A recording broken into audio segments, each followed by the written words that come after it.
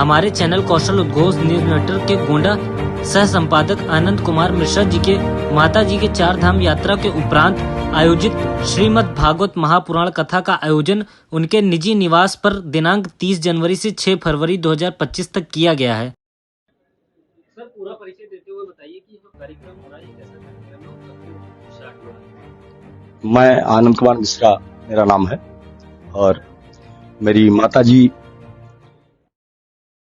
80 वर्ष की है। तो हमारे मन में संकल्प था, ये काफी पहले का संकल्प है 2008 का, कि 4 धाम यात्रा करा के उसके बाद 4 धाम यात्रा पूरी हो, फिर एक सप्तदिवसीय भागवत महापुराण ज्ञान यज्ञ का आयोजन हो, तत्पश्चात भंडारा हो।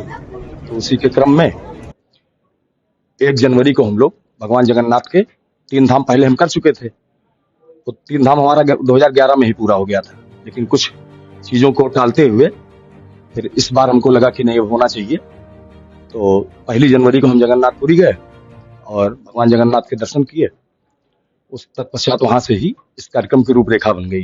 श्री जगन्नाथ जी के दर्शन को जाते हैं तो वहां पे एक पटवेत मिलती है, जिनका 4 धाम मान लिया जगन्नाथपुरी में पूरा हुआ, तो वहां पटवेत मिलती है, जिसको नैमिषारण्य में एक जगह है कुल्भा बरेठी, वहां पे उसको चढ़ाया जाता है। तत्पश्चात श्रीमद् भागवत महापुराण की कथा जो है वो 30 जनवरी उसी दिन से गुप्त नवरात्रि भी शुरू हो रही थी माघ मास में, माघ मास होता है, तो 30 जनवरी से 6 फरवरी तक ये साप्ताहिक कथा थी।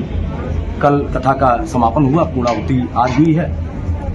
कल से ही पूजा चढ़ावा कथा के उपरांत शुरू हो गया और अब इस समय पूजा चढ़ावा भी चल रहा है, साथ में भंडारा भी चल रहा है।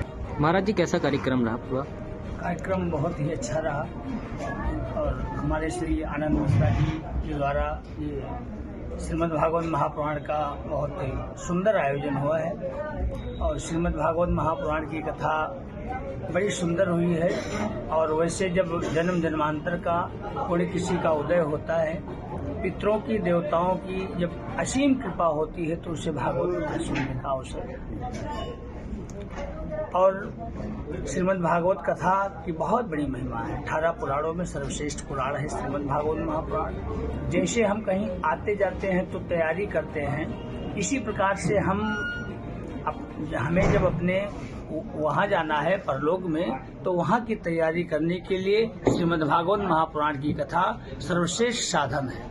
हर व्यक्ति को कथा का आश्रय लेना चाहिए। कथा से हमारे जीवन में शिक्षा मिलती है, जीवन जीने की शिक्षा मिलती है और प्रभु की भक्ति भी हमें प्राप्त होती है। अन्य भक्तों के लिए भक्ति में प्रेरित करने के लिए क्या कहना चाहेंगे? अन्य भक्तों के लिए केवल सब एक संदेश है कि हर भक्त भगवान की भक्ति करे और कथा का आश्रय ले, और इस कथा के आश्रय से आदमी का जीवन सुधर सकता है और भगवान के द्वारा भगवान के यहाँ सच्ची भक्ति उनको प्राप्त हो सकती है। भगवान के शरणों में भक्ति उनको प्राप्त हो सकती है।